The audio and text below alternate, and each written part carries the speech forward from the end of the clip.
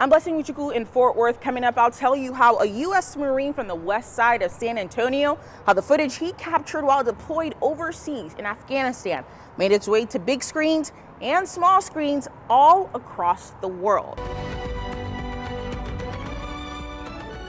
Last year, the U.S. Marine Corps celebrated its 250th birthday, and this year, America joins the major milestone when it turns 250 years old as well. And while there is a lot to celebrate, there's still a lot of things that need addressing. Absolutely. Our Blessing Uchuku shows us how one filmmaker is working to make sure those issues are seen.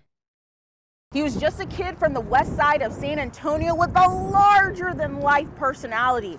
Now, his story is being told on screens like this one here in Fort Worth, and now with the potential to reach millions of homes all across the U.S. with this national debut. Just want to give y'all a quick look of where we're living at. It's a story about a Texan, That Texas flag in Afghanistan. made by Texans. Producer Laura Varela and producer-director Andrew James Gonzalez. Adding to that creative force, Yeah, this is my production vehicle. Fernando Cano. We're gonna try. The North Texan is one of the producers and production supervisor of American Sons, a documentary 15 years in the making, finally coming to fruition on a national stage. This film would not exist if it wasn't for PBS. When we heard the story about JV, Corporal JV Villarreal, he's a Mexican American from San Antonio, we felt that it was really important to tell the Latino side of the military experience. Hey, who has a bigger head? Me or that? The film highlights military brotherhood, camaraderie, healing for veterans after loss or injury, and veteran suicide, which has increased in Texas based on the most recent numbers by the Veteran Affairs from 2001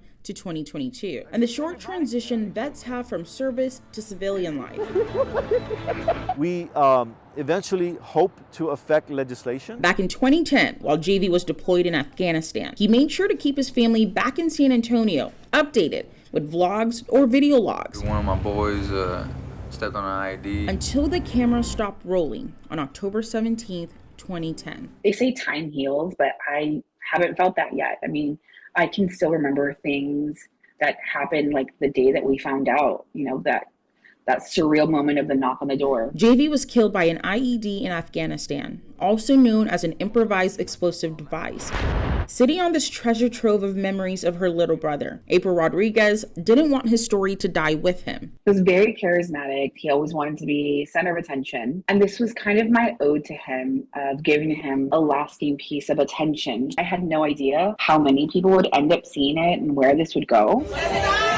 Since making its Texas debut last year, the documentary has been screened in and out of the U.S. and is getting ready to reach its biggest audience yet through its PBS debut this month. We are potentially reaching more than 300 million eyeballs. Even after the PBS debut, Cano says the mission to continue to share JV and the veteran story, well, they're in it for the long haul.